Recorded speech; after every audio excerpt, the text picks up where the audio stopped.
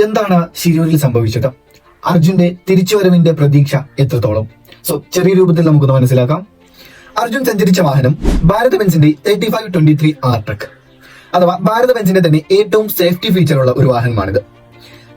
ഇത് ഇറങ്ങിയിട്ട് ഏതാണ്ട് 12 വർഷത്തോളമാവുന്നു. ഇതിൽ നിന്ന് ഇന്നേ വരെ 2 മരണം മാത്രമാണ് സ്ഥിരീകരിച്ചിട്ടുള്ളത്. ഇത് തന്നെ നമുക്ക് വലിയൊരു പ്രതീക്ഷയ്ക്കുള്ളൊരു വഴിത്തിരിവ് കൂടിയാണ്. അതുപോലെ ഇതിന്റെ ഫ്യൂൽ എഞ്ചിൻ നോക്കുകയാണെങ്കിൽ 350 ലിറ്ററിലധികമാണ് ഇതിന്റെ ഫ്യൂൽ എഞ്ചിൻ വരുന്നത്. അതുപോലെ തന്നെ ഇതിന്റെ ഭാരം ബോഡി ഇല്ലാതെ തന്നെ ഏകദേശം 7 ടണ്ണോളം വരുന്നുണ്ട്. ബോഡി ആകുമ്പോൾ 8 മുതൽ 9 വരെ മാറാം. എന്നാൽ അർജുൻ സഞ്ചരിച്ച വാഹനം തടികൾ ഉൾപ്പെടെ ഏകദേശം 30 ടണ്ണോളം ഭാരമുണ്ട്. അതുകൊണ്ട് തന്നെ ഇത് വെള്ളത്തിൽ പോകാനുള്ള ചാൻസ് വളരെയധികം കുറവാണ്. ഇതിന്റെ ക്യാബിന് മുകളിൽ ഏകദേശം 7 ടണ്ണോളം ഭാരം താങ്ങാൻ സാധിക്കും. അതുപോലെ ഇതിന്റെ GPS-ഉം AC-യും സ്റ്റാർട്ടിംഗിൽ മാത്രമാണ് വർക്ക് ചെയ്യുന്നത്. ഇനി അഥവാ AC ഓഫ് ആയാൽ തന്നെ വണ്ടിയുടെ ബ്ലൂവർ കറങ്ങിക്കൊണ്ടിരിക്കും.